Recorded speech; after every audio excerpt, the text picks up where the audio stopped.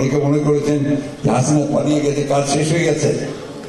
না, কিছুক্ষণ আগে আমাদের সুলতান সাদুটুকু বলছিলেন যে আমাদের এই আন্দোলন চলবে নির্বাচন পর্যন্ত। না না, এই নির্বাচনের পরে আরো বহুদিন, যতক্ষণ পর্যন্ত গণতন্ত্রকে আমরা একটা সংস্কৃতিতে পরিণত করতে পারবো, কালচারে পরিণত করতে পারবো, এটা একটা ব্যবস্থা হয়ে যাবে। ওই জায়গাকে আমাদেরকে পৌঁছতে হবে। তাই আমাদের কাজ অনেক বেশি আছে। আসুন আজকের দিনে আমরা এই শপথ নেই, যারা আমাদের ছেড়ে চলে গেছেন তাদের আত্মার প্রতি শ্রদ্ধা জানিয়ে, তাদের প্রতি শ্রদ্ধা জানাতে আমরা এই শপথ গ্রহণ করি যে আমরা নিজেদেরকে গড়ে তুলব এই দেশের উপযোগী রাষ্ট্রের একজন নাগরিক হিসাবে, গণতন্ত্রের একজন কর্মী হিসাবে, বিএনপির একজন কর্মী হিসাবে, আর সেই সঙ্গে আমাদের নেতা আমাদের তারেক রহমান সাহেবের কর্মী হিসাবে, দেশের বেগম খালেদা জিয়ার কর্মী হিসাবে, আর আমাদের যিনি দল প্রতিষ্ঠাতা শহীদ জিয়াউর রহমানের সত্যিকার অর্থে কর্মী হিসাবে। আমাদের স্বাধীনতা যুদ্ধের বিজয়ের শেষ প্রান্তে এখন আমরা প্রায় দ্বার প্রান্তে। সেই সময় দুদিন আগে পাকিস্তান সেনা কর্তৃপক্ষ, সেনাবাহিনী তারা সিদ্ধান্ত নিয়েছিল যে বাংলাদেশটাই যখন চলেই যেতে হবে তখন তাকে বুদ্ধি শূন্য, মেধা শূন্য করে দিয়ে যায়। এবং এই কাজটা সে করেছিল, কিন্তু তখন বাংলাদেশের তৎকালীন কিছু বাঙালি মানুষকে সঙ্গে নিয়ে। এই কথাটা আজকাল অনেকেই পড়ে না।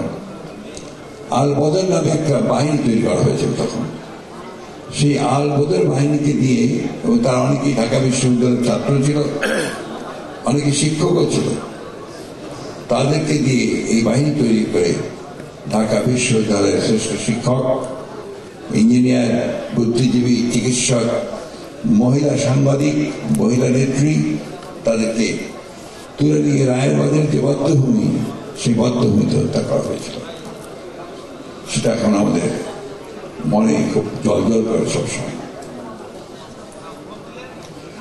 শুরু করতে চাই শ্রদ্ধা জানাতে চাই, তাদের প্রতি শ্রদ্ধা জানিয়ে একই সঙ্গে শ্রদ্ধা জানাতে চাই আমাদের সেই মুক্তিযুদ্ধের ঘোষক, স্বাধীনতার ঘোষক, যার ঘোষণার মধ্যে দিয়ে আমরা যুদ্ধ শুরু করেছিলাম, শহীদ জিয়াউর রহমান বীর উত্তমকে।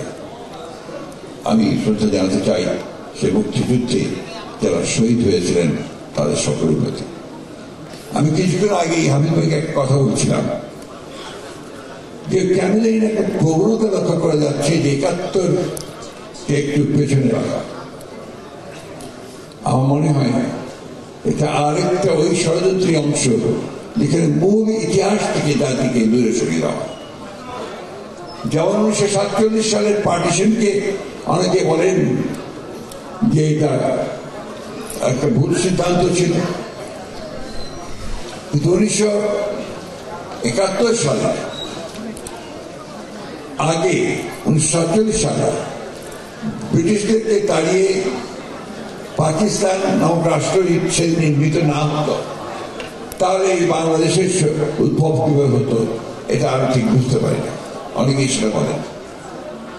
একই সঙ্গে এখন আবার একটা আমি লক্ষ্য করছি যে ৭১ সালকে একটু পিছনে রাখা, যেটা আমি মনে করি যে আরেকটি ইতিহাস বিকৃতির একটা, এটা কোনো নেই, আমরা প্রমাণ নেই, কিন্তু আমার কাছে এটা মনে হয়েছে।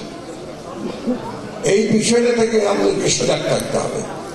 আমাদের যে মূল ইতিহাস, আমাদের যে ইতিহাস দিয়ে আমরা আজকে এই স্বাধীন বাংলাদেশ, আজকে যে ইতিহাস দিয়ে আছে আমরা এই ২৪-এর ছাত্র গণঅভ্যুত্থানের মধ্যে দিয়ে আবার নতুন একটা বাংলাদেশের স্বপ্ন দেখছি, সেই ইতিহাস যেন কেউ বিকৃত না করে। যেমন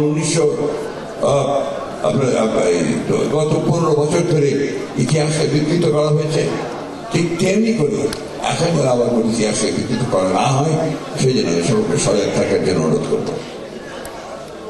প্রিয় বন্ধুগণ, অতীতের কথা আমরা কেউ শুনতে চাই না, কারণ অতীতের কথা শুনলে মনে হয় যে বোরিং, অতীত আছে, কিন্তু এই অতীতের উপরে কিন্তু আমাদের পাটা দাঁড়িয়ে আছে। আমাদের ভবিষ্যৎকে আমরা দেখতে পাই না, বর্তমানটা সেই অতীতের উপরে আছে। সেই জন্যই অতীতকে মাঝে মাঝে মনে করা, বিশ্লেষণ করা এবং সেই অতীত থেকে শিক্ষা নেওয়া, এই জিনিসগুলো অত্যন্ত জরুরি। ১৯৭১ সালের এই বুদ্ধিজীবী হত্যা থেকে একটা জিনিস আমাদের শিক্ষা নিতে হবে। সেই শিক্ষাটা যেন প্রফেসর মাহবুবুল্লাহ বলেছেন যে যদি একটা জাতিকে তুমি ধ্বংস করতে চাও তার চিন্তা করার শক্তিকে ধ্বংস করো, তার মেধা লোকগুলোকে ধ্বংস করে দাও। চিন্তা করতে পারে এই ধরনের মানুষগুলোকে তুমি চিন্তা করতে দিও না, লিখতে দিও না, পড়তে দিও না, তাদের কোন বই লিখতে দিও না। এটাই করেছে সবসময় যারা ডিক্টেটরস, যারা প্রায় একনায়কত্বে বিশ্বাস করেছে, যারা ক্ষমতাকে চিরকাল ধরে রাখতে চেয়েছে, তারা সব মেধাবী মানুষগুলোকে দূরে সরিয়ে দিতে। আমি গত কয়েকদিন একটা বই পড়ছিলাম, বইটার নাম হচ্ছে নেক্সাস। এটা বেশ কিছু বই বেরিয়েছে। এই বইটির মধ্যে একেবারে সেই আপনার প্রস্তুত যুক্তি শুরু করে এখন পর্যন্ত মানুষের যে ইতিহাস, বিশেষ করে প্রযুক্তির যে ইতিহাস, তথ্যের যে প্রযুক্তি, সেই প্রযুক্তির যে ইতিহাস সম্পর্কে লিখছে। সেখানে একটি কথা আমাকে অত্যন্ত দাগ কেটেছে যে মানুষ তো সবচেয়ে ওয়াইস, অর্থাৎ সবচেয়ে জ্ঞানী একটা প্রজাতি, সৃষ্টি, সবচেয়ে জ্ঞানী। এবং সেই জ্ঞানী মানুষ সে পৃথিবীকে বদলাচ্ছে তার প্রযুক্তির মাধ্যমে, জ্ঞানের মাধ্যমে।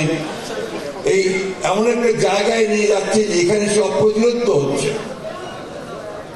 কিন্তু সেই জ্ঞানটা সে কোথায় নিয়ে যাচ্ছে?